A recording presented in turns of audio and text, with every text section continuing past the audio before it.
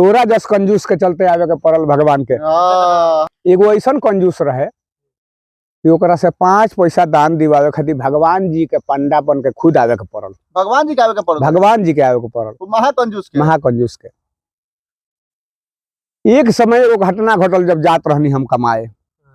एक समय वो घटना घटल जब जात रहनी हम कमाए, छाटल एगो कंजूस पहुंच गई काशी जी में नहाए। वाह वाह वाह, बहुत बढ़िया जगह है पापा। गंगा जी के द्वार पर जाके जैसे उ माथा टेकलस, भारी चिंता सतावे लागल जब पंडा लोग के देखलस।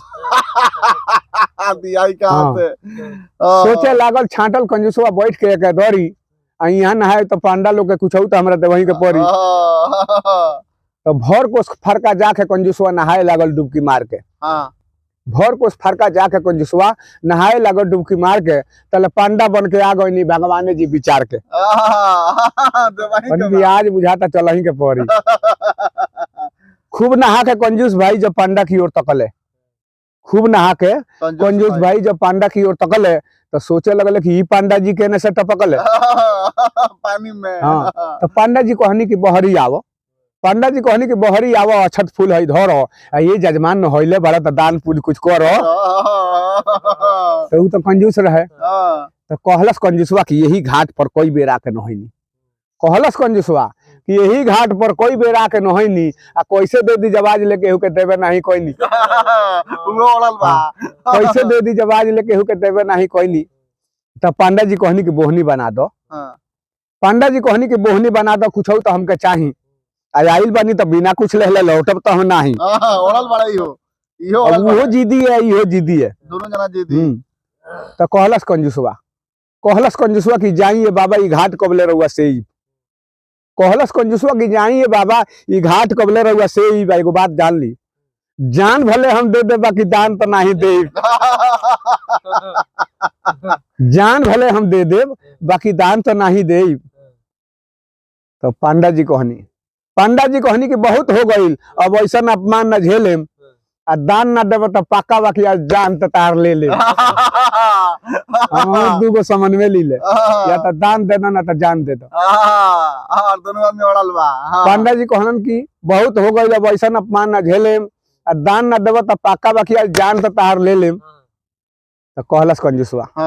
अब सोचे लागल कि भाई केहू छोड़ो निहारो नहीं खे, बरियार पंडा जी संकट में मरे के डरे 5 गो पैसा सकरलस। जब सकार लेलस तो ओकर तनी भाव बदल गई जी। 5 पैसा सकरलस कंजूस उहो मुहला के डरे। 5 पैसा सकरलस कंजूस उहो मुहला के डरे, आ कहलस कि इहो इहवा ना देव, इहो देव जब अइबा हमरा घरे। सोचस कि हेतना 5 पैसा खातिर हेतना दूर थोड़े यहाँ पर किराया भाड़ा लगा के। झूठ बोल के घरे भागल, सोचल कि विपत पर आइल। बहुत बढ़ान ओकरा खातिर विपत रही। झूठ बोल के घरे भागल, सोचल कि विपत पर आइल। तो लइकवा कहलस कि पंडा के दुआरवा पर बाटे आइल। अभी ई टेंशन में हमरा से पहले कौना साधन सवारी से हमारा घरे पहुंच गई, वो 5 पैसा खातिर इतना दूर से। बिल्कुल बिल्कुल बिल्कुल संकट में बा अभी भी। तब चाल चले लागल, सूचना भेजवावलस लइकवे से। खबर भेजवावलस कि घरे नइखन जाई कहियो आएब। फिर मटिया होता। सूचना भेजवावलस लइकवे से, सूचना भेजवावलस कि घरे नइखन जाई कहियो आए। तो पंडा जी कहनी कि आइयो गइल बन तब भेंट क के तब जाए। पंडा जी कहनी आइयो गइल बन तब भेंट क के तब जाए। खीसी कंजूसवा सोचे लागल धइलस हाथ कपारे, टेंशन हो गई। खीसी कंजूसवा सोचे लागल धइलस हाथ कपारे, हे भगवान ई कैसन पंडा थोप देला हमरा लीला रे। हे भगवान ई कैसन पंडा थोप देला हमरा लीला रे। का जानता कि भगवान जी आइल बड़े। तो तरह तरह के बहाना करे लागल कि पैसवा ना दी 5 गो पैसवा। तो भइल बहाना झूठाऊ घर में रोवन पीटन पड़ गइले।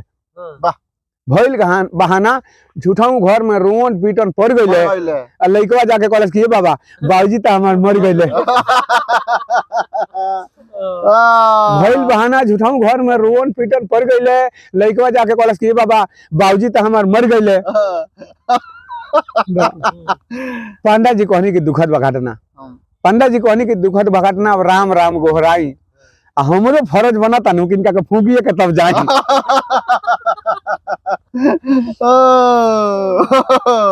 अब बहुत बढ़िया बहुत बढ़िया। बांस कटाइल जेमर बराइल कफन में लपटैले, 4 जना मिल कान्हे उठौले घाट पर लेले गइले तो वो उठत नहीं खे ना दमी सधले हाँ। दमी सधले बा देवता।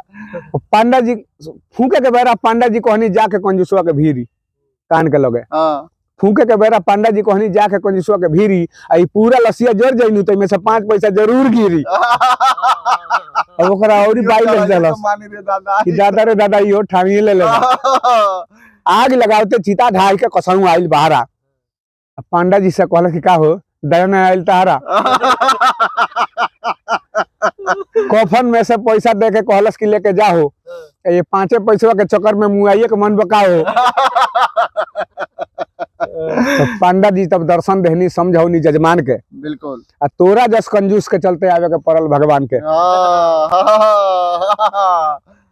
बहुत बढ़िया। हृदय विशाल अमरजीत गिरी कहले खूब कमा के धइल जाला, हाँ अब बांटला से धन ना घटेला, दान पुण्य कुछ कइल जाला। बांटला से धन ना घटेला, दान पुण्य कुछ कइल जाला। तो ई कविता कैसन लागल रोस बना अपन आशीर्वाद दिहल जाई, सबके गोड़ लगाता नहीं जाए।